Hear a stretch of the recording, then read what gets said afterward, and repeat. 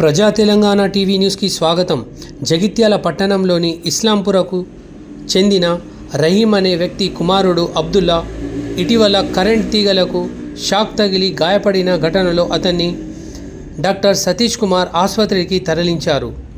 ఈ సందర్భంగా జిల్లా ఎమ్మెల్యే డాక్టర్ సంజయ్ కుమార్ గారు ఆసుపత్రికి వెళ్ళి గాయపడిన యువకుణ్ణి పరామర్శించారు.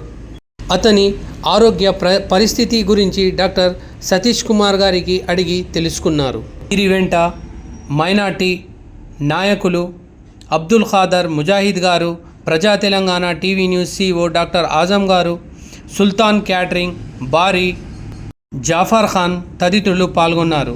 అదేవిధంగా డాక్టర్ సతీష్ కుమార్ గారిని మర్యాదగా పూర్వకంగా కలిసిన అబ్దుల్ ఖాదర్ ముజాహిద్ గారు, డాక్టర్ ఆజం గారు, బారీ గారు, జాఫర్ ఖాన్ తదితరులు కలవడం జరిగింది.